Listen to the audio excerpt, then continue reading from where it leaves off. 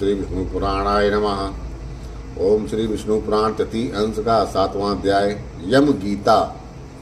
मैत्रेय जी कहते हैं यम गीता नामक 7वें अध्याय में, यथावत कथितम सर्व यत पृष्टो यसी मया गुरु श्रोतुमिच्छामयं ते वेकेम तद्वा प्रभवीतु मे।